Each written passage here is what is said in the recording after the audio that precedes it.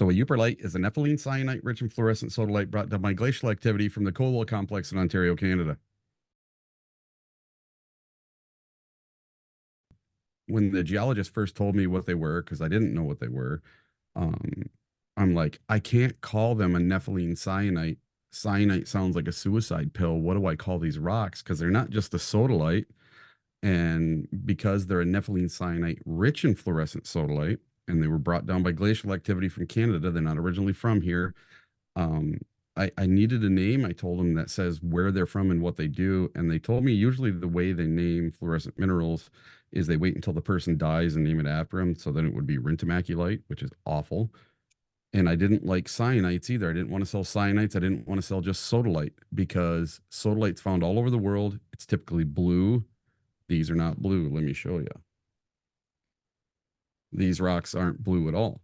And most of the rocks online looked like broken concrete. They were broken like this one, but all shattered. But that's where the name came from. And a person from the UP is called a Yooper. It's a not a derogatory term, but like a slang term for a person from the Upper Peninsula of Michigan. So Yooper for where I'm from, and light they light up. That's where Yooperlite came from. The around 2010 or so, Facebook really took off with rocks, gems, and minerals, and especially Lake Superior agates. So before 2010, if I would go out to the beach on Lake Superior to one of my spots, I wouldn't see another human soul all day except for maybe one of my agate picking buddies. And that was it. You would never see anybody. And it didn't matter what beach you went to, you would never see people. And then Facebook got really popular, and these groups are getting 500,000, 700,000, a million followers. And one person tells one other person my secret beach, and then everybody in that million person group knows my secret beaches. So I thought I need to come up with a way to go out at night to look for agates that no one else is thinking of and have the beach all to myself. I don't want to be out there with other people. I want to be the first one out after a storm to see the fresh rocks and be out there. So I went out with a white headlamp, and the white headlamp, I didn't do any good. I struck out. So then after going to my friend's house in Wisconsin, he showed me that some of my agates fluoresce green. So I thought, hey, what a perfect way to go out to the beach. So I get on eBay and I find a $7 flashlight. Perfect. $7. My wife won't be mad about that. So I bought this $7 flashlight, took 3 AAA batteries, and I went to the beach 4 nights. 4 nights in a row. I went out to the beach, and the closest beach from me is about 45 minutes. So Whitefish Point is probably the closest beach for me to go look for agates. And I went out for 4 nights and I didn't find anything. Nothing, not a stick, a frog, a rock, nothing glowed. It was because I was using an unfiltered 395 nanometer long wave light. I should have been using a filtered 254 nanometer flashlight, but it didn't exist then. So back in 2017, it did not exist for me to be able to go out and do this. And my 5th night, I went to the old Vermilion Coast Guard station, and it's privately owned by the Traverse Conservatory now, and it's a bird sanctuary. And I was out there in early spring before anybody else. There was nobody out there. It's 4:15 in the morning, and I look off to my right, and the sun's starting to come up, and the sky's starting to turn blue. The stars are starting to fade away, and I'm like, oh man, I got 5 minutes. So I got down on my hands and knees, and I'm literally holding that flashlight about a half an inch or an inch away from the rocks on the beach. And all of a sudden, boop, boop, boop, I find 3 super bright orange rocks. And I thought, oh, somebody forgot to put their fire out, or they threw their cigarette on the beach. And the first thing I did was I looked around to see if there was anybody else on the beach. And I pick up these rocks thinking they're going to be hot, and they're not hot at all. They're cold. And one has little stars all over it. One has little flowers on it or plumes on it. And then one has lines going through it. But they're all bright orange. I'm like, man, did I find 3 different things? What did I find? So I ran back to my car after screaming the loudest, yeah, you've ever heard. And I get back to my car and I turn on my dome light and I look at these 3 rocks, and one's tan, One's black, one's whitish gray with black spots. And I'm like, these don't look the same. These all three look different. And they were all about the size of a dime to a nickel. So anyway, I did 90 miles an hour back to Brimley, about 45 minutes away. I get online and I go to Google, and I'm thinking on the way back, man, I bet you I'm just the dummy that doesn't do the internet because everybody goes out and does this. And I'm just the dummy that didn't know anything about it. I bet you everybody goes out and I just didn't see anybody that night. So I get home and I type in fluorescent orange minerals in Michigan, zero results, nothing. So then I typed in fluorescent minerals in Michigan and I found a couple things, calcite and feldspars and a couple other things, but nothing that looked like what I'd found.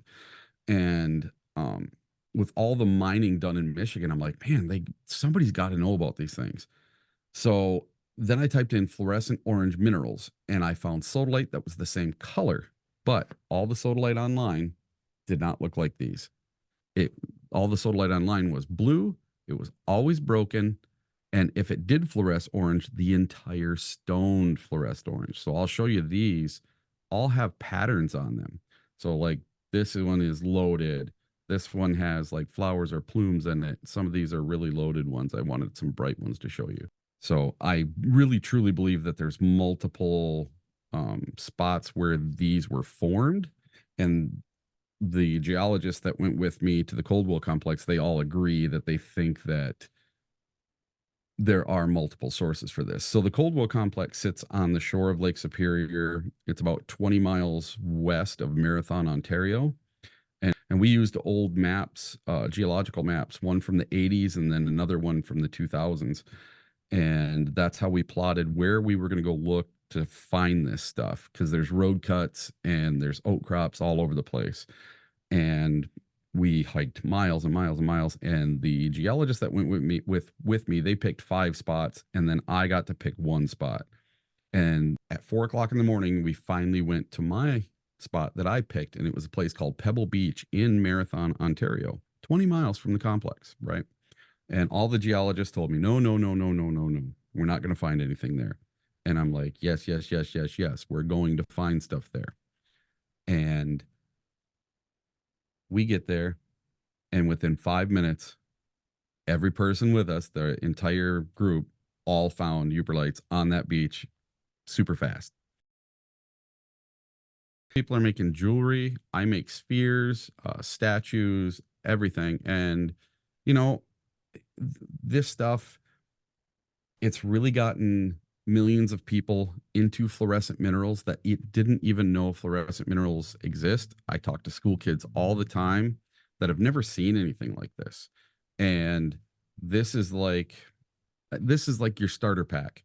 You start on Yooperlites and then you find out about all the other fluorescent minerals. It has sparked interest in geology, rock and gem collecting, and earth sciences beyond anything I ever thought it would be. Okay, so as far as I know, yes, but other people in other states may have found them before I did. Other people may have found them for 100 years, but they never had them scented, tested, verified to be a new find. But generally, people consider I'm the person that discovered them. I gave them a name. I did create the name, and I put in the work, and it has created this absolute phenomena with rocks, gems, and minerals. The thing about these rocks, unlike going to a mine or going to a place where you need a permit, there's no permit required. Anyone can do it. Minimal effort. And it's a very widespread area where you can go. Any public beach on the Great Lakes, you can go do this, and you have a chance to find one. You just need a decent flashlight. Every day I have people come back and tell me, oh, I found 15. Oh, I found 20 of them, So I know they work. I know it works. And I love that it's accessible for friends, family, kids. It doesn't matter. I've had somebody that's 2 years old find one all the way up to over 100 years old. Literally anyone can go do this, and it brings friends and families together. It gets kids interested in earth science and off the couch, off the cell phone, off the Xbox, out in nature, doing something fun. And if I can get everyone to pick up one piece of garbage off the beach, well, then I made the world a better place.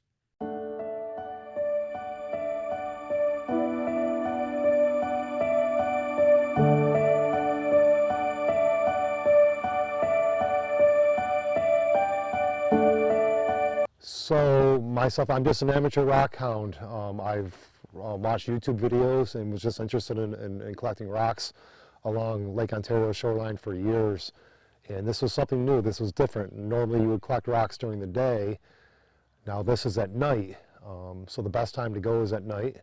So you would charge your flashlight, make sure it's got batteries in it during the day, and then as soon as the sun sets, you go out there and you just, with a flashlight, you kind of comb the beach back and forth until you find them. And they glow. They pop right out at you.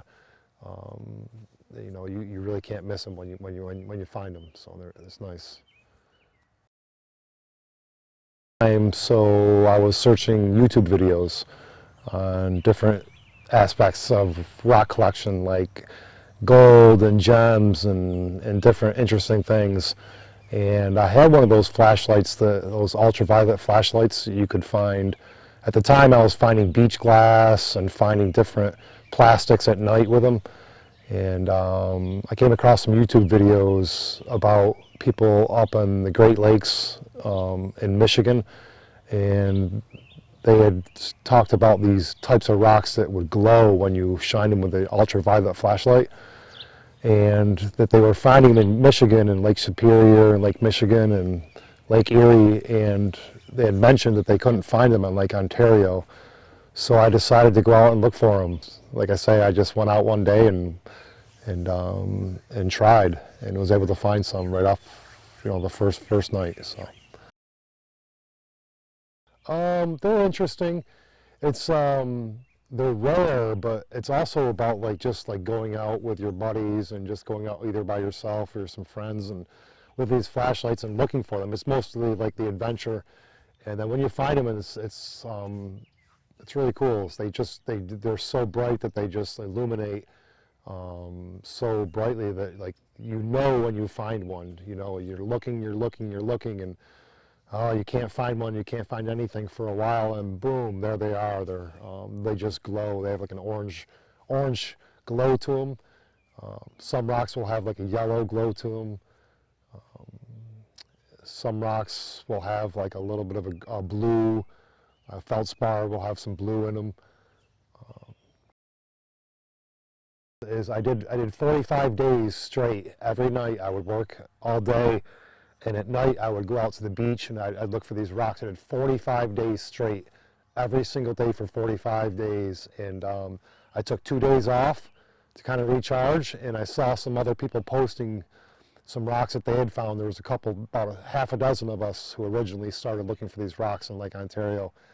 And when they would post, I kind of got the bug again. So I went out and did another 45 days. So I did 45 days. I took 2 days off. And then I went out for another 45 days before I felt like I've covered most of the southern shoreline of Lake Ontario.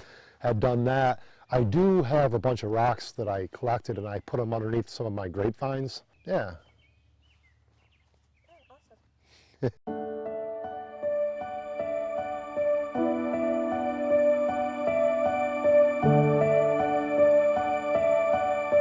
Somebody that's 2 years old, find one, all the way up to over 100 years old. Anyone can do it. Minimal effort. And then when you find them, it's really cool.